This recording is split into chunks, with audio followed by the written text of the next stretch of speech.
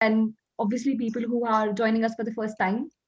So just going to give like a quick introduction and a couple of points. So, whenever you do something, you learn. And that is the point of doing anything. You learn and you grow from it. So, from the last season, we have obviously learned some points and gathered some points together. So, I'm just gonna quickly bring them to everybody's attention. Please, can everybody mute themselves just for now because loads of background noise. Thank you. Okay.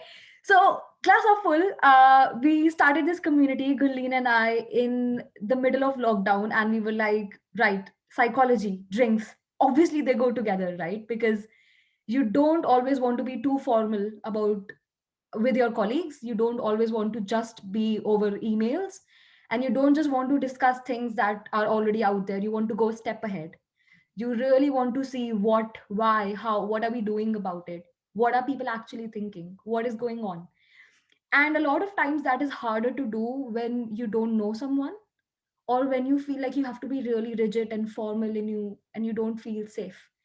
So drinks are actually our way to get this room or this session going, to break that ice, to say we are all in this candid safe space where we can just talk our hearts out. And we have done that for one whole season. We have spoken whatever we feel like, and everything psychology, and there's so much wisdom in all those videos.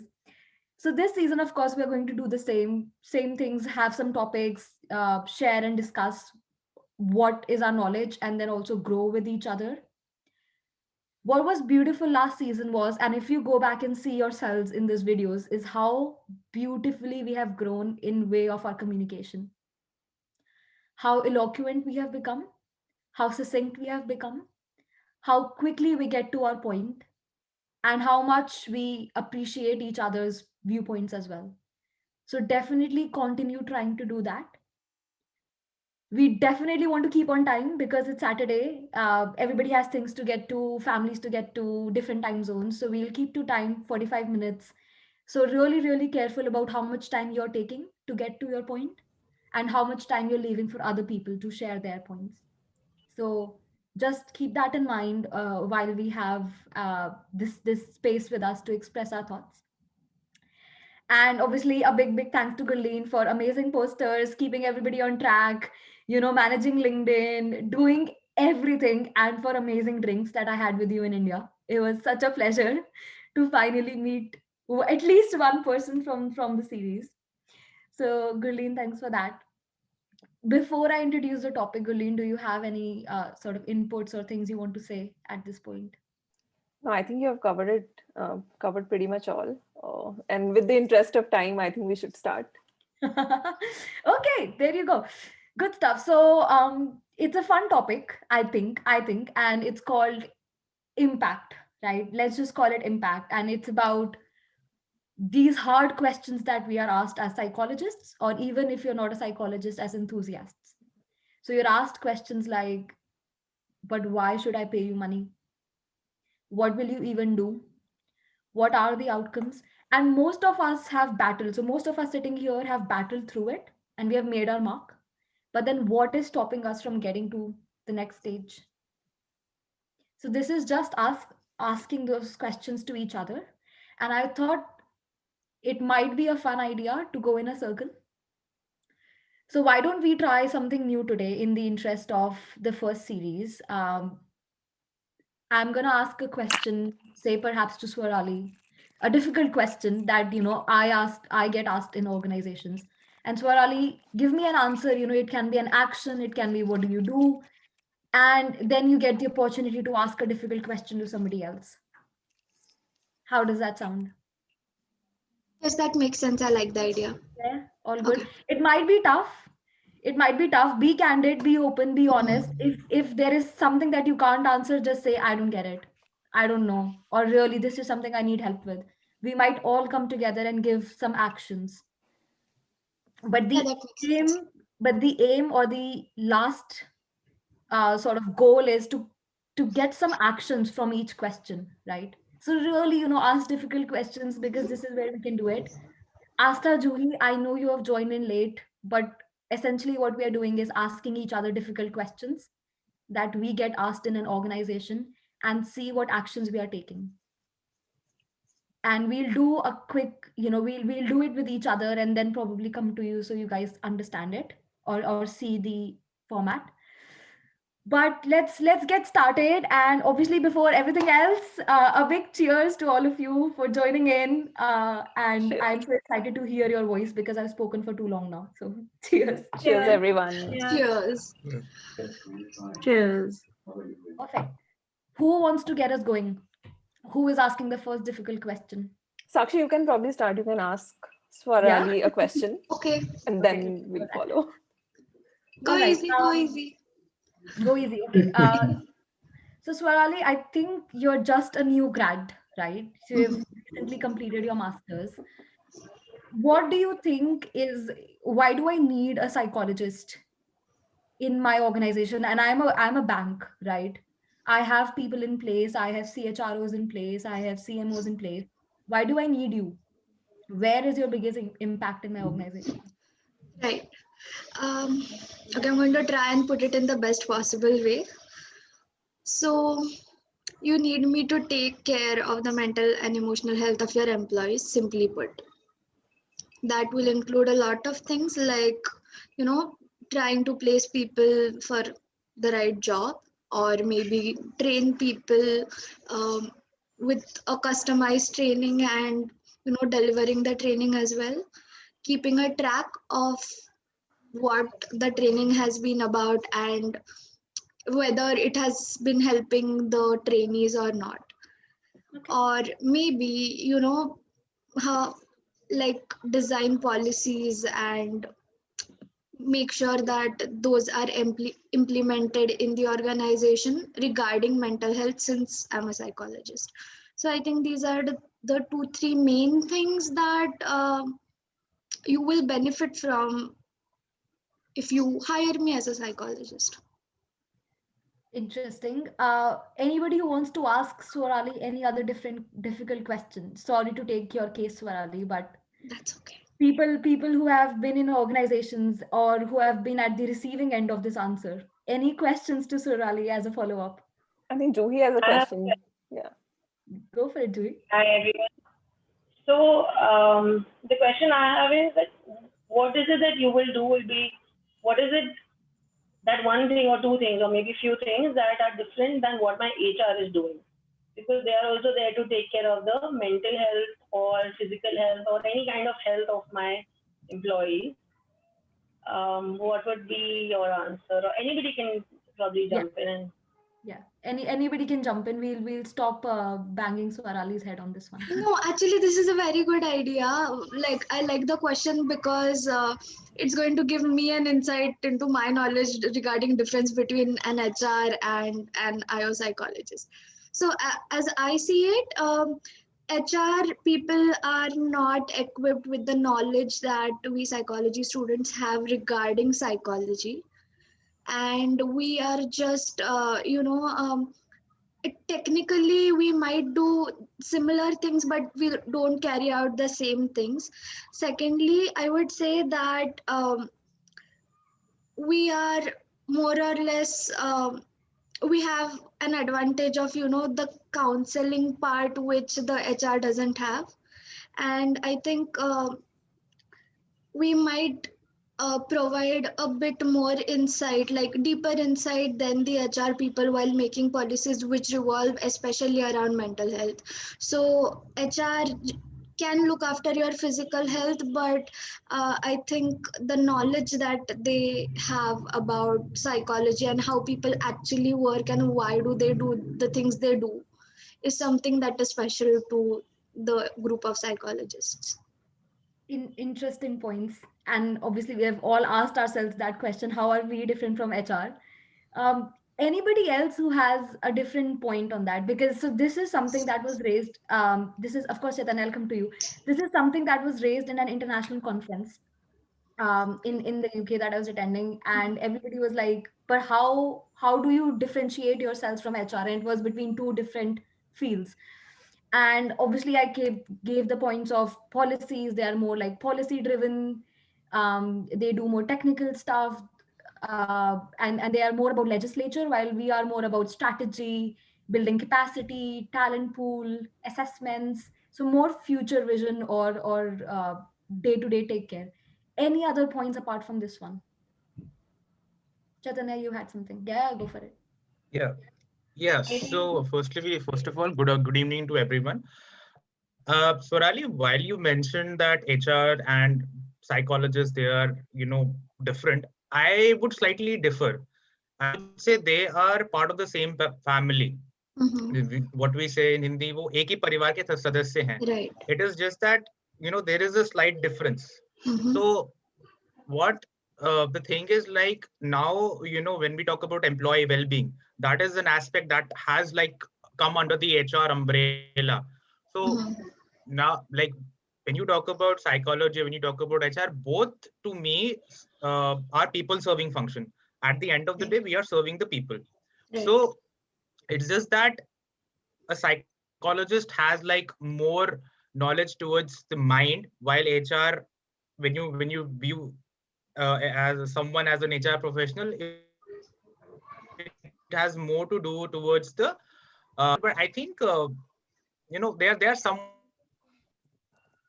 interrelated. So I won't say that they are completely different to each other.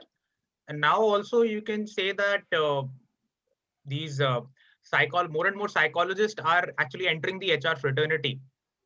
So that is how I would like to put it, that though there is a subtle difference, but in a larger sense, I would say both of them are, part of the same family and are quite interrelated. That's how I would like to put it. Interesting. Yes, I agree with that. And like I said, that we have similar functions but not the same. I hope Chaitanya is still with us. Yep, yep. Yeah. And I think So Like to put it. yeah, I do think that he has a point, but somehow there is still some difference between HR and psychologists. So I think on one front, it is definitely the knowledge part, and how do you apply the knowledge? Like, I think HR and psychologists have two different perspectives of dealing with the same issues. point there. Shalab, you had something. Yeah, I think, I mean, if you really look at it, most of the organization, when it comes to HR per se, the defined HR segment, it is so, I'd say, so lean and thin that if I'm going back to my previous organization where there were just 4 people manning the whole HR function, and two of them were 100% into recruitments, taking care of the recruitments. So what about the other aspects? Why is an employee behaving in a certain way? First of all, a simple HR is not equipped in dealing with that. That is the first thing. Wherein psychologist would be a much better angle, would provide a much better angles and solution to that particular problem. HR doesn't have time to really look at the uh, well-being of an employee. It is mainly abhi salary honi hai, abhi ye hona hai. So it is so mundane jobs that they don't really get time to think about the developmental side or the mental health side of an employee. So a psychologist would definitely, in my idea, would definitely be an say addition or a valuable addition to the organization. Shalab, really nice points there. I wouldn't call there somebody else's job mundane, on No, no. especially. By But mundane, what I meant was they do the regular duties. I mean, see, in our case, the attrition was so high that most of those 2 people that I'm mentioning, they were 100% involved in, and then they have to obviously the review pattern and etc. So they're doing the job day in day out, the same thing. When it repetitive. comes, yeah. So when it comes to real issues an employee is facing. So they hardly have time to deal with that. Yeah, fair enough. Shalab, I'll give you an opportunity to ask a difficult question to anybody else, preferably who hasn't got a chance to speak yet. I just wanted to add on this one thing before he speaks that nowadays, like when I was doing the course, like what happens is people are just training their HRs to be a psychologist, right? Like to do the course and just take care of the mental health as well. So how much impact is that making any of you? Like it was just a general thing to ask. Didn't understand. So basically what is happening is the people who are in the HR, they are doing the mental health course like for a 6-month course or whatever, Okay. and the organization is trying to save on the part that you go and do this X course. So Okay. are you guys, like any of you, do you really think there's an impact that they are making? Can I say something? Yeah, Okay. yeah. Who is going? Yeah, I think Swarali can go ahead. Okay, thank you so much. I read just today that there are a lot of pseudo psychologists which are causing more harm than benefit.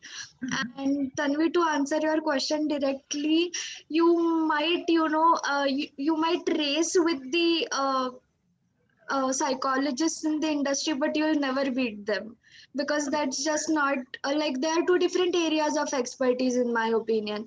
And secondly, when I was conducting my research, I came across this one thing that the expense or the loss the company has to bear due to the disadvantages of pseudo HRs is more than the cost of a company actually hiring a psychologist for, like, in house. And I think the sooner the employers realize this, the better for them. I saw Juhi's amazing laugh at pseudopsychologists, something that we have discussed in the past and expressed our extreme dissatisfaction on. But the funny thing is, Sakshi, I would think that companies are smart enough to know what is good for them. Even if you just see from a profit angle or from a money angle. But then we see these cases happening where, and it's not just, I think it's not just in the corporate world, there are pseudo psychologists everywhere. So, I mean, there is very recently I interacted with someone who is in 11th grade and is giving up advice for people. I'm like, dude, you're not even a student yet. You're not even a psychology student yet, and you're calling yourself a mental health guru or whatever. So, I'm gonna ask a difficult question here. So obviously, pseudo psychologists exist everywhere, and we know the difference. Companies are smart enough to know the difference. The numbers say it all. Then what is stopping us from getting all the good jobs and getting in everywhere, from like kids to adults to teenagers to Instagram followers to corporates? What is it? I didn't get the question, Sakshi. Sorry, Astha. So I was saying, obviously, we have discussed about pseudo psychologists and that they exist. We know the difference. We have established that the numbers change when you hire a pseudo psychologist versus when you don't. So obviously, the companies see it. Then what is stopping us from actually getting the entire business? What is stopping us from making that impact where people know the difference between psychologist, not a psychologist, who to go to, who will give you the assessments, who will give you consultancy? But who's the stakeholder in that? I'm wondering, like on whom does this task fall upon to be able to distinguish psychologist from pseudo psychologist? That is also my question. Who do you think it falls upon? So, like, obviously, we understand it. Who needs to understand it? I think everybody needs to understand it, but the question is who is going to explain it and how. But as a common person, how will I know, like, okay, whom do I have to go to? Like, there's a lot of lack of awareness, right? Yeah, agreed. Precisely. And what are we doing about it? Anything.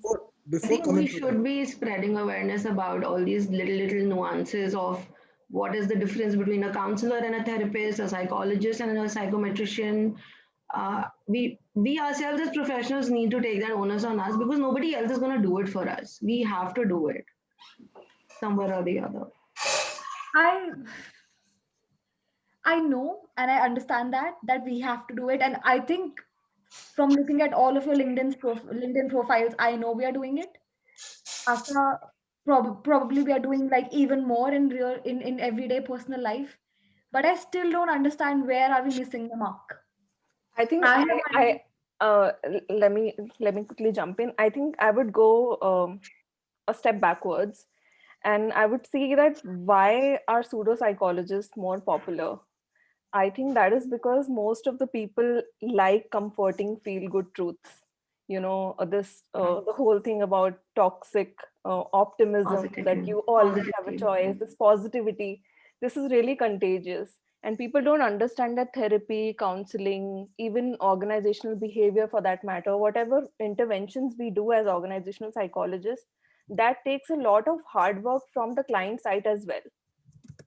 It can be an individual, it can be an organization. So how do we communicate, or how do we make them understand that the journey is not going to be easy? This is not like feel good motivation talk or anything. You have to like equally contribute into it, and this is serious work. So I think And I how think do a you lot of communicate people, is something we can. I would like to add on one thing.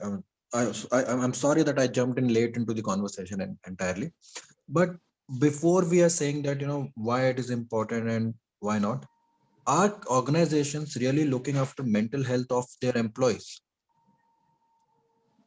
not really. Because I as far would as say that it I is have something that is forced, like it They is are for becoming LinkedIn, necessity now. maybe.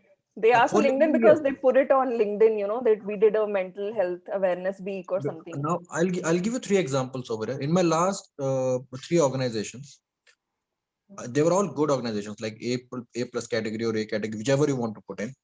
None of them ever talked about mental health of an employee. None of them. Wow. For the sake of saying that on a World Mental Health Day, they would organize a program from a doctor from some hospital or some psychologist, just a half an hour or 45 minutes of session. And that means that for the rest of the year, you are mentally strong. You're mentally well prepared. We have given you one session. There will be certain therapies which you have to go through. You can watch on YouTube, you can watch on any other place, and then you can practice it on your own. In my current organization also, there is no such person who is well equipped. Forget about well equipped. No such person who knows about mental health. Because for them, people is like, and throughout this 2020, when it was more so required, the the the response from the other side is that since you're working from home, why do you worry about mental health? You are working with your family, you're staying with your family throughout the year. So that should be certain comforting place for you. There is no need for such thing called mental health. It is seen as a stigma. And if you say that I'm going for a therapy or I'm going for a psychologist, people would term you as that, something is really wrong with this guy or girl. Right. And there is some sort of challenge he's going through in his personal life, which he cannot solve himself. Going to a psychologist means that you are termed as mad. Or in Hindi mein pagal hai yaar, ye to kya pagal wali baatein kar raha hai. That sort of behavior, when it comes, people do not speak about mental health. They do not say that I need certain therapy, or I am under stress, or I am mentally not stable. Nobody will speak that. Till the time that understanding of, or the courage to speak up without getting judged by other people is not happening, it will be difficult for people to understand that what mental health means in an organizational Right. behavior. I think I Well, would like to add to what Vikalp is saying here. What came to my mind is when we're talking about, pseudo psychologist and all this bit, and there's such a misrepresentation of mental health per se and what works. So the point is that India is anyhow a country which is ridden with all the stigma, as we're talking about. And in that whole space, if you are being presented more with this misrepresentation, like in terms of holding just a seminar on World Mental Health Day or suicide prevention, so the one might think that why would I go for this? Because if this is what counseling and therapy is all about, then why do I need it? And conversely, if one is going for it, then yeah, the logic can be that can't you do this for yourself? It's just a feel good talk. So what I'm saying is, if the representation in itself is like a misrepresentation, then how do we break that loop or that cycle? Because it's not that the correct thing or the right thing is being offered, and yet people are saying, but I don't need it. To begin with, whatever is being offered is not entirely helpful. And then when one gets arrested with that idea that maybe this is what therapy or counseling or mental health is all about, this feel good talk and being in a bubble. So I think with what Vikalp was saying, it also kind of points out that the problem is deeper. It's not just about stigma. It's also to do with this, that people have a very limited and incorrect understanding And that's getting further propagated with how mental health is kind of promoted or pursued in corporate sectors or anywhere for that matter. So most of us who have a better understanding are two people, generally, either the ones who are themselves therapists, halaki that also doesn't guarantee anything, or the ones who have been in good therapy themselves. And then they kind of vouch for it that, dude, it really works. But then again, as I think Vikalp is saying, one would have to be courageous to kind of talk about it. And who amongst us would want to do it on the basis of our own work? Ki bhai main therapy mein gayi thi and it worked for me. Because as you're saying, the surrounding narrative is ki what happened with you? What is it that you couldn't do for yourself that you had to outsource it to somebody else? So it's like it's a lot. It's too many things all at once. Yeah. I think there's another factor there when it comes to these kind of things. I mean, this is not a generalization, but I've seen a lot of psychologists themselves not valuing themselves enough and working for fees as little as 200 rupees an hour. I am not kidding you. You've done a master's, you have 5 years of this is someone with 5 years experience, I know personally, is okay doing therapy. And it was not from a space for doing charity work. It was a regular rate. So when we say that we are charging 1,000 or 2,000 per hour, do we really feel that we deserve that money because of the work we have done to become good psychologists? Because that's why a lot of big companies, I see that they are charging the clients 1,500, 2,000 or maybe 1,000. And then the therapist for that session is getting paid 150. And people are okay to work in such situations. And it is not just the COVID time ki desperate for work ho rahe hai, pehle bhi bahut chal raha tha. And that's where, you know, the need for a regulation authority like RCI, we have a regulatory governmental authority or a non-governmental authority, somebody to kind of regulate mental health professionals is also something that is really lacking in India. Dewey, I would like thank to you so much for, sorry Chaitanya, just butting yeah. in here, but Dewey, thank you so much for raising that point about, and I think what you're raising is so important, and I'm going to circle it back to where we came from. Being asked difficult questions about what is your worth. We always get asked about, I'm not going to give you this budget, right? How many times have budget killed our projects? Because client does not have the budget or the organization does not have the budget. But asking ourselves that, are we worth that money? That is really tough. Even after so many years of doing, psychology work or consulting or whatnot, every time I get an independent project, I really think 10 times before quoting a price about my own fee. And that is difficult, right? Because I have seen other professions and other professionals not being so self-doubtful. I've done a CA, I've done this, it took me this much money, it was this much investment, of course I'm gonna charge this fee. Obviously there's this obvious word attached to it. For us there's always this self-doubt.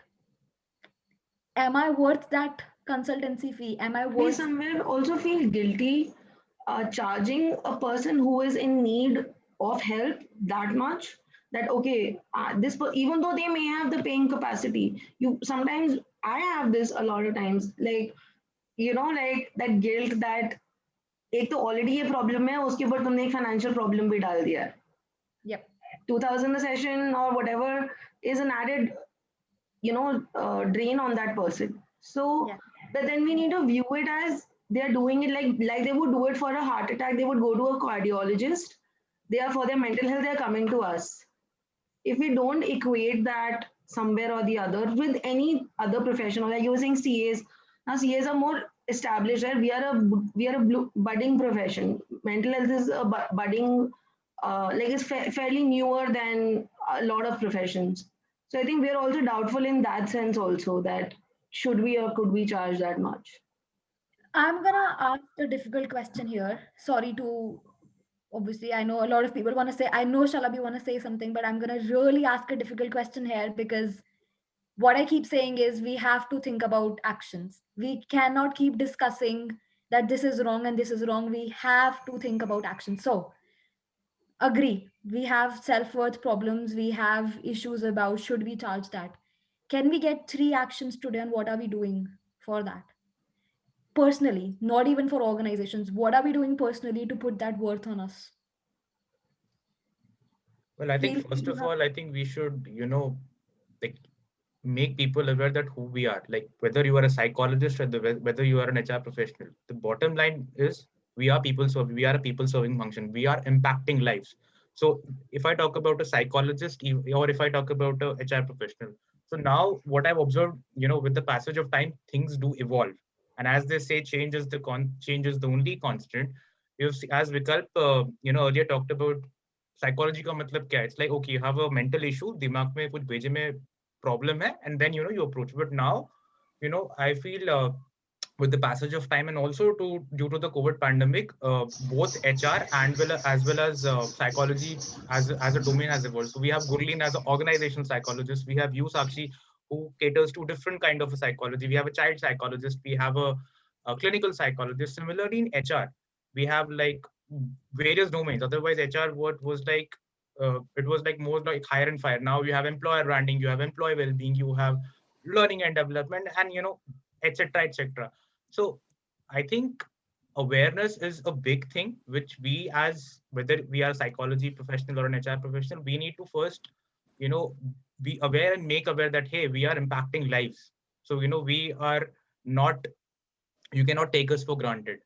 And at the end of the day, we are making impacting people's lives, whether mentally, whether in any way. You look at any aspect of HR, you look at any aspect of psychology, at every stage, you are actually impacting lives of people.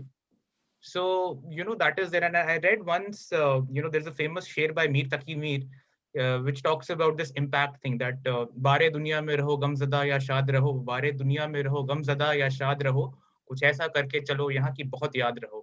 So this बहुत याद रहो is something which I think we as a community, as whether we are a psychologist or HRs, we are actually doing this. Okay. I want to add a point here.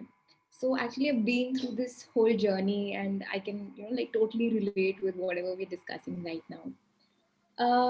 I remember, like in the beginning, after I passed out from my MSc Counseling Psychology course from Christ. So, we talk a lot about ethics, we talk a lot about making an impact, we talk about that we're in a field that, which is making a very life-changing sort of a situation for people out there. But never in even a single session was there ever a discussion about how you become an entrepreneur, or how do you use your skills, how do you get a job, what do you charge. There was never a discussion around that. And we are entering as a newbies in the industry. And I remember, so it was the career counseling setup, and one of the bosses asked that, how much are you expecting? I was like, कुछ भी दे दो चलेगा. I mean, मेरे को सीखना ही तो है, help ही तो करना है. That was the first attempt in the interview.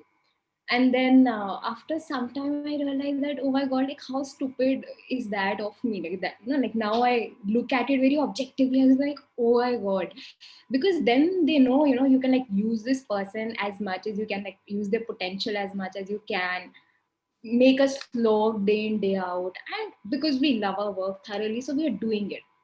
Plus we're carrying this narrative all throughout ki impact create karna. So there's a very major conflict that how does creating an impact and money goes together. So that realization comes very late. So I think one action, if possible, from all of our ends is that, if we are meeting our juniors, we really need to let them know that, see, there is also a very big structure revolving around the financial aspect. Number two, I remember, in fact, even when I started with my own venture, for first 1 year, I was like, "मैं free में service देते," like, and people were taking for granted, very for granted. And then it again occurred to me, the same pattern happened. I told my boss that, क्यों लेना, it's just learning. He took for granted. Then I realized, and again, same thing happened. I gave full-on free service, typical NGO functioning. आओ sessions लो, मैं अपने 7-7 घंटा दूंगी, and like karo. And then I realized that, oh my god, this is again getting to the same old thing. And I think it's not about creating awareness amongst people. It's not about telling clients. It's about first telling ourselves that, dude, I have done a master's. A lot of us have also done a PhD. That I have invested 5 years of my life in learning. I have developed myself. I have worked on my skill. I have worked on my or in my holistic development, I've added to my knowledge, and I'm of course like I'm also giving time. And while I'm creating an impact, there is a reward that's coming for that. So I think before we go ahead and create an awareness amongst clients that this is what we are doing for, I think it's important that at least we become confident ourselves first, and at least realize our self-worth, that this is why this is important, and then it becomes very easy for you to convey that point to the client as well. So I think first it just comes down to each one of us that, hello, let's realize that we have come so far and we have invested so much. Like even I see so many therapists, they're investing continuously in their supervision, continuously in their therapy.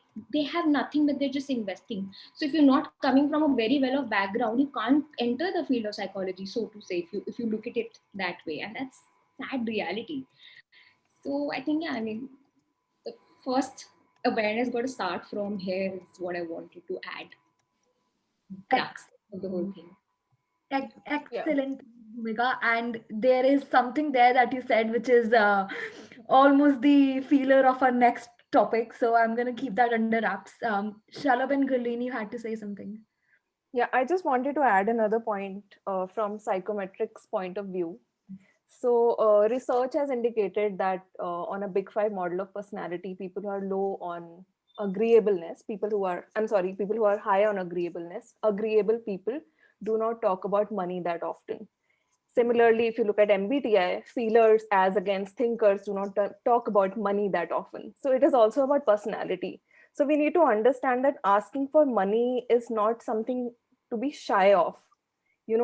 Don't think that, okay, you're doing somebody a favor. So a lot of agreeable people tend to do that because the other person is negotiating. Just because you can't put your point across in a very logical way or a rational way, you tend to say, acha chalo kar deti hu, chalo okay, acha you are asking for 10,000 discount, chalo okay, chalo kar deti, because you tend to be agreeable person.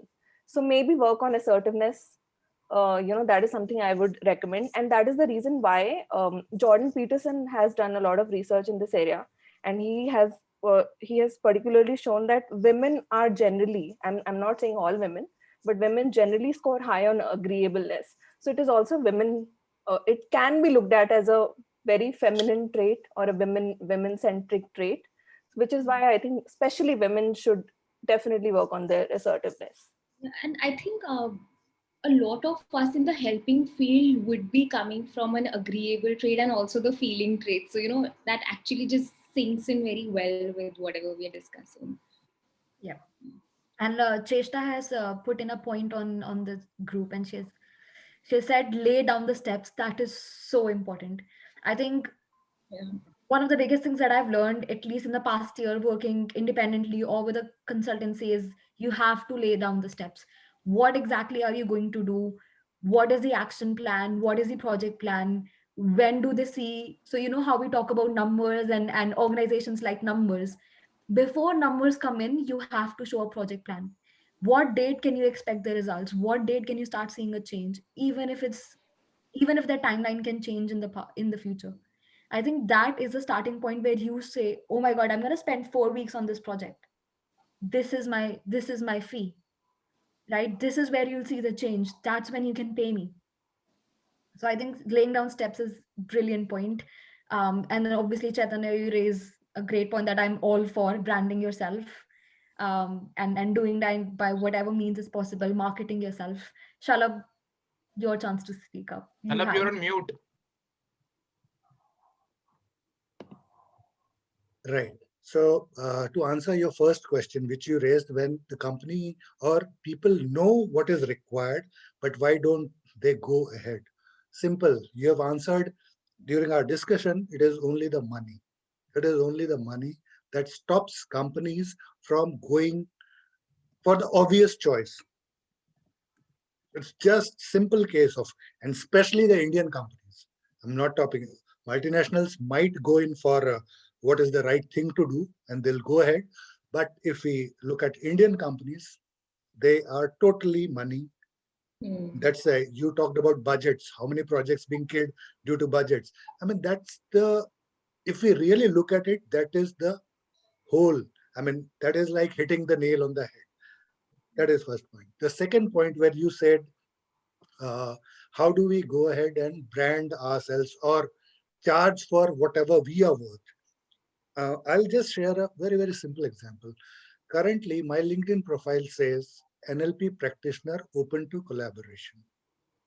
Now I'm getting various people who are trying to connect me for collaboration as such.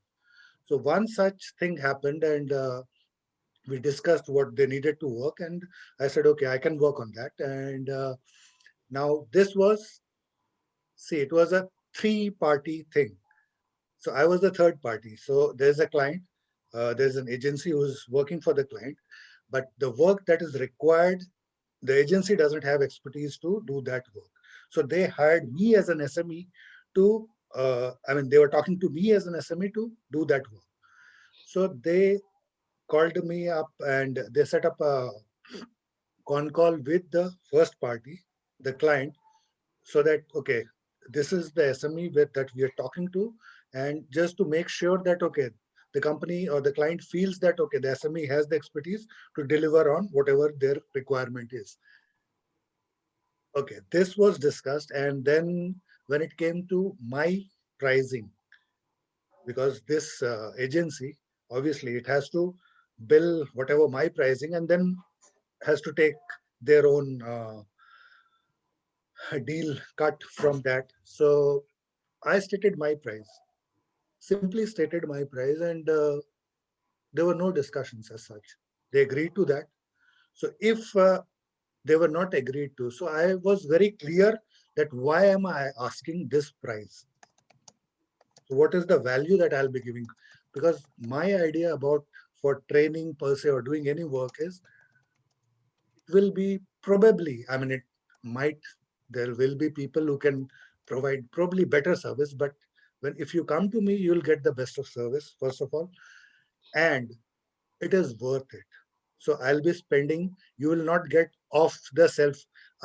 When I was discussing with the client as such, I said it will be a customized program. I'll do customization before delivering anything to you. Because in training, we can have n number of things generalized. You type the subject in the net, you get 10,000 pages of that particular topic. But is it really worth it? What is the real requirement for a client? Until and unless I know that, what solutions will I provide? So I was very clear about that, discussed it. There was no discussion on their part because I was very clear that these are the points. If they raise an objection saying these are too high or whatever, so I have my points that this is what you think it is worth it. Because for me, working on a training project is never for tick in the box activity. It has to have some kind of, the degree of impact can vary, obviously, depending on the participant, but it has to have some. And that impact doesn't come cheap. Just to share a simple example of my previous organization. Now, the sales team, when we were doing training, they want, I was doing product training. So in the session, they were saying that we want to have the qualities of the best product. I said, qualities of the best product, okay, we can provide you. But then, are you willing to pay the price for that? They want at those qualities at the cheapest price. Both things don't go together. If you need quality, you have to pay the price. If you're only working at price, then please don't talk about quality. Fair enough, Shalabh. And it's funny because my company, they do a lot of customization. And the moment somebody hears customization, they hear money, money, money, money, money. It's gonna cost. So I totally agree with that because I've been through that. I've been through that. I can feel it. But absolutely great points by everybody. Appreciate that we have finished our 45 minutes. So I'm just gonna quickly ask Rajat and Dipali, because you two have been quite quiet, if you want to ask or answer any difficult questions about impact or psychologists before we do like a closing of today's session. Yeah, sure. I can maybe happy to share a couple of thoughts here. it's been absolutely wonderful listening to everyone. Firstly, with regards to the impact, you know, a lot of times we get overwhelmed by thinking and planning and you know, with an intention of making an impact on the lives of other people. But then we forget, or probably we miss out on doing things and taking actions of how we are making an impact on our own self. So I think that's something which it starts with. How are we? So as psychologists, as HR, as L&D professionals, as anyone who has to do with people, firstly, how are we making an impact on our own self? And the second responsibility which we also have is, especially when it comes to mental well-being, how are we supporting and facilitating these conversations so that others can also, because they all are adults, and how are we you know, coaching and mentoring and dealing with others so they can make an impact on their own selves, right? Because so I as a person really can't change the other person, but of course I'm a listener. I can guide, mentor, coach, facilitate discussions. So that's something which sort of we can have. The other point, at an organization level, the mental well-being is not an annual ritual. It's not a festival. It's a continuous process. Okay, and probably you don't want to have, you shouldn't be waiting for a day to you know, give out these messages. Now, just a couple of examples which my organization is doing. So we have like every weekend we have an automated reminder on the emails and calendars of people that it's time to rest and relax and recharge. Okay, just to ensure that perhaps you know, even if you know, they're conscious of things that you know, they have a reminder on the email just in case they open up the emails. The other is we've started a time of challenge, which is like which kicks off tomorrow, which is that you have to you have a target of completing 300,000 steps till about May through an app. So we've started an organization-wide you know, challenge on the StepEye app. And yes, and within our team, within our human capital team itself, so what I did was I just took a screenshot 2 days ago, 18,000 steps. So here's the practice. Okay, so are we gearing up for it?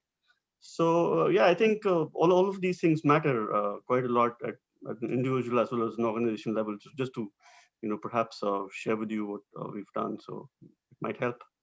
Yep, good stuff, Rajat. Really good stuff. Dipali, anything from your side?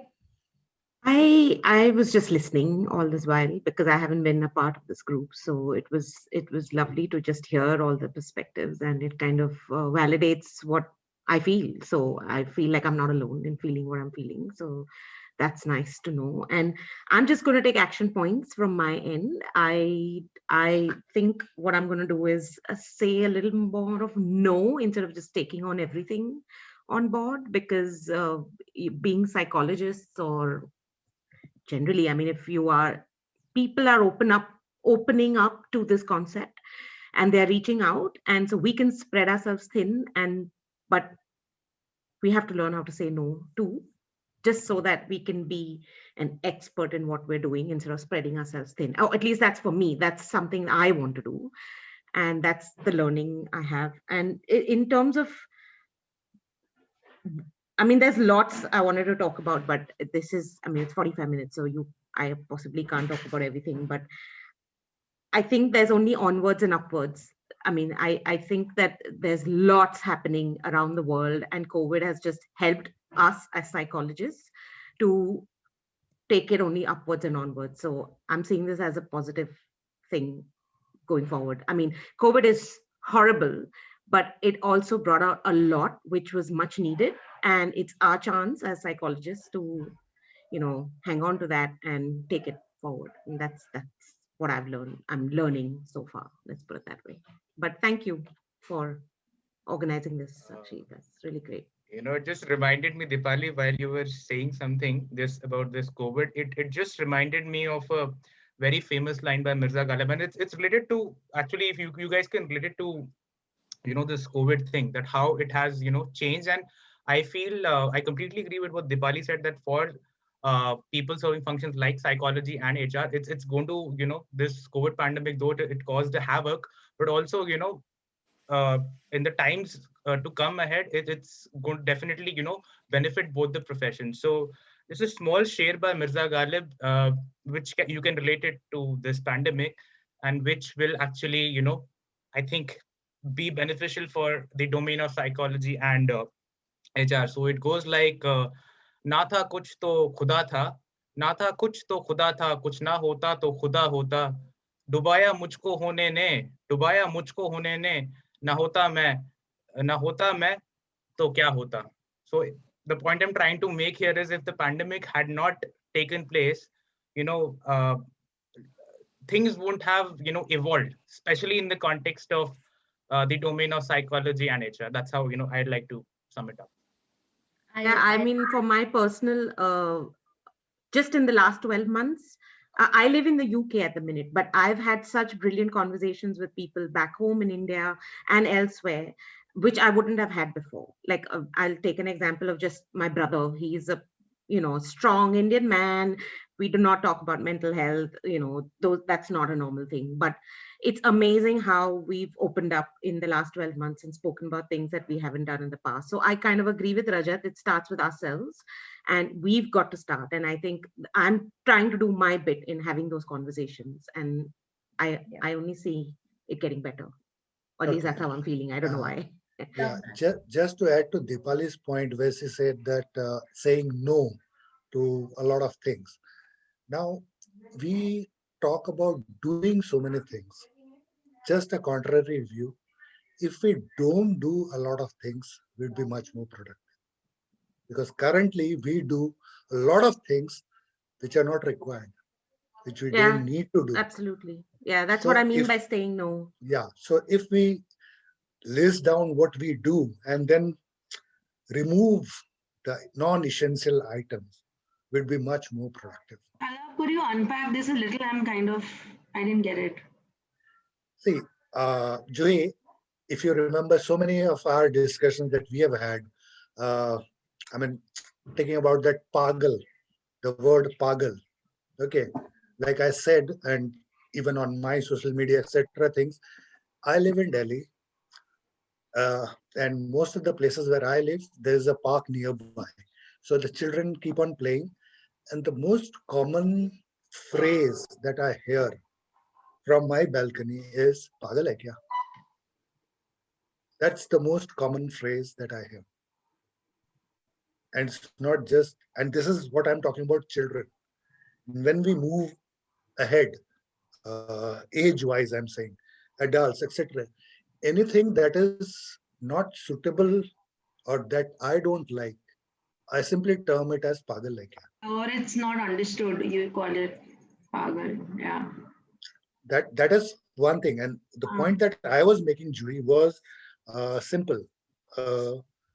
We do a lot of things. We should try and list down the things that we do on a day-to-day basis and cull out the non-essential. There are so many things that we don't need to do. So if we don't do those things, we'll be much more productive. That's my summary here. Thank you. Excellent point, Shalabh. And I'm going to say, of course, we have moved past our 45 minutes. Please, guys, let's try to keep at our time. We know we started 12:30, 6 p.m. Sorry for you.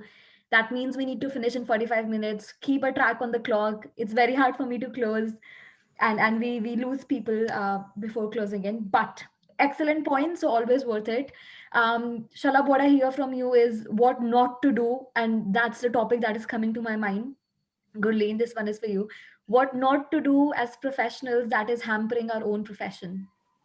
Perhaps a good idea, maybe to discuss together or maybe to take home and think about. Obviously, I've put in a list of all the actions that we think are important. Just from hearing what was said in the end, glass half full will always be a safe space.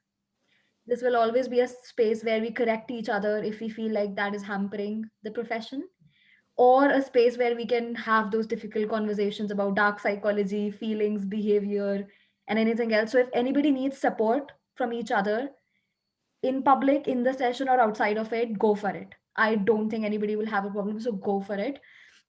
don't spread yourself thin. And I think this was such an important conversation. So do think about your impact. Do think about the questions that people ask you and how you can ask them to yourself. Perhaps these points will help in taking that action towards a bigger impact. And let us know about how we can do it together as Glass Half Full as well. Yeah, just to raise a point here. I mean, Juhi and I have been having a lot of conversation. Now, she is a psychologist and I'm her sounding board. Yeah, I love that. That was amazing. That's what I wrote today on the group also, that I've made some really good connections here. And thanks, Sakshi and Gurleen, for providing this safe and very comforting space. Yeah, indeed. It means a lot. Gurleen has been my soundboard for a year And now. just to, Chaitanya, if you remember something about the old phrase where we said that jack of all trade and master of none. Yeah, absolutely. So it's, I was attending some session and there's just a slight twist to that, jack of all trades, but master of one, what you do. So this is the new reality. The master of one, whatever you do, you have to be master at that, and you can know a lot of things, other things. So jack of all trade, but master of one. Love that, Shalom. Gurleen, any last points from you? No, I think it has been an amazing discussion. All I would say is, in the end, just practice. Whatever you repeat becomes your habit. So like this, neurons that fire together, wire together. So once you get the hang of it, I think, yeah. So once you get the hang of it, I think it will be your second nature, especially about money. Yeah. Here's a cheers to earning more as psychologists without doing MBAs, for God's sakes. Yep. Good. Thanks, everyone. See you next time. Cheers again. Everyone. Yes. Bye. Right. Bye. Thank you. See you soon. See you. Bye.